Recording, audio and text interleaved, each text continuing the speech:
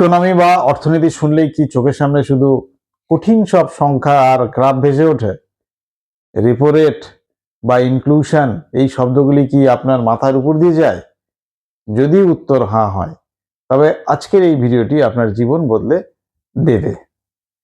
ইউপিএসসিতে economy মানে অঙ্ক নয়, ইকোনমি মানে হলো আমাদের পকেটের এবং আমাদের দেশের চলার লড়াই।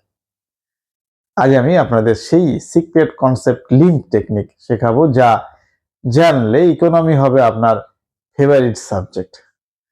তো চলুন বন্ধু, শুরু করা যাক আজকের আমাদের এপিসোড নাম এই। তো শুরু করার আগে যে কথাটা বলার সেটা হচ্ছে, যারা বন্ধুরা এখনো সাবস্ক্রাইব করেননি তারা সাবস্ক্রাইব করুন। আর যারা ঘরে বসে ইউপিএসসি পরীক্ষা দেবে ভাবছে তাদেরকে শেয়ার করুন। তো স্বাগত জানাই আপনাদের আমাদের এই 100 দিনের ইউপিএসসি চ্যালেঞ্জে। আমি ডক্টর হরিস্বামী দাস।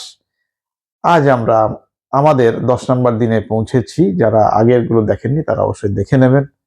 ইকোনমি এমন একটি সাবজেক্ট যা প্রিলিমসে 15 থেকে 20টি প্রশ্ন থাকে এবং মেইনসে GS3 পেপারের এটা মেরুদণ্ড। এটি মুখস্থ করার কোনো বিষয় নয়, এটি বোঝার বিষয়। চলুন ডিকোড করি ইউপিএসসি ইকোনমির রণকৌশল, কিভাবে ইকোনমি পড়তে হবে। তো ইকোনমির 3টি কোর্স স্ট্র্যাটেজি আমি আপনাদের দেব। দ্য 3 পিলার অ্যাপ্রোচ বলতে পারেন। প্রথম পিলারে আমরা যেটা করতে চাইবো সেটা হচ্ছে ভিত মজবুত করা। দেখুন, ইউপিএসসি কখনো পুরনো ডেটা নিয়ে প্রশ্ন করে না, তারা জানতে চায় কনসেপ্ট। মুদ্রাস্ফীতি, ইনফ্লেশন বাড়লে আপনার পকেটে কি প্রভাব পড়বে, ব্যাংকিং সিস্টেম কিভাবে চলে।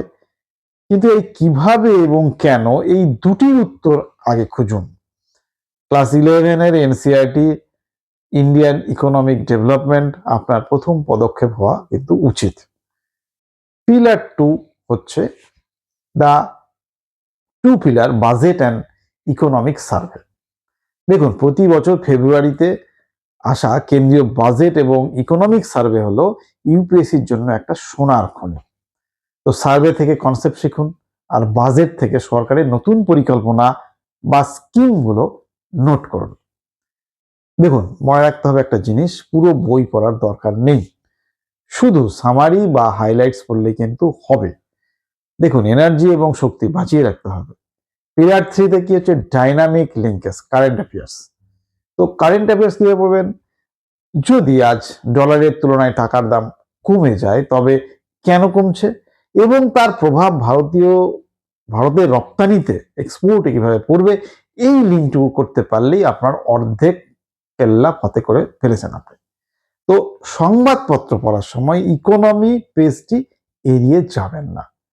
সংবাদপত্র পড়ার সময় ইকোনমি পেজটা।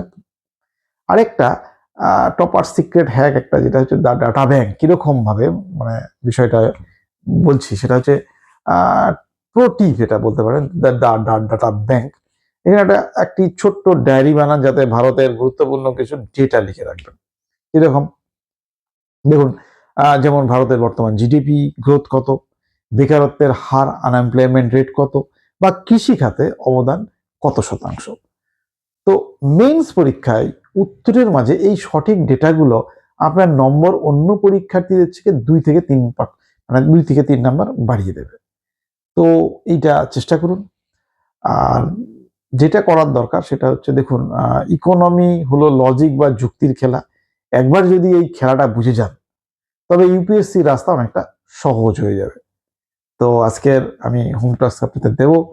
যারা আজকে কমেন্টে আপনারা জানাবেন যে রেপো রেট বৃদ্ধি করলে বাজারে মুদ্রাস্ফীতি কমে না বাড়ে।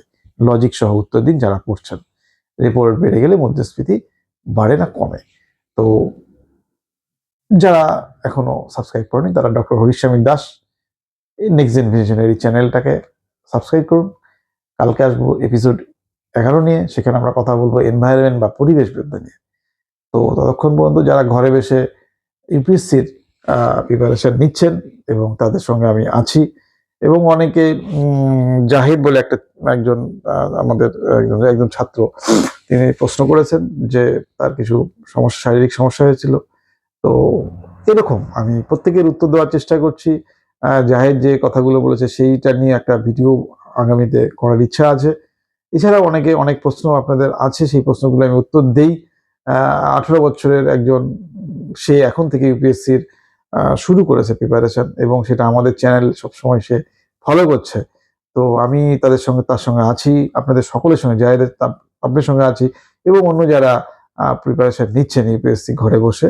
আমি এটা চাইছি যে আপনারা এখন থেকে যারা গ্র্যাজুয়েশন শুরু করেছেন বা এইচএসও দিবেন, তারা এখন থেকে এনসিইআরটির বইটা এবং আমি যেভাবে বলছি এভাবে পড়া স্টার্ট করে দিন। 2 থেকে 3 ঘন্টা আপনি ইউপিএসসির জন্য আলাদা করে দিন।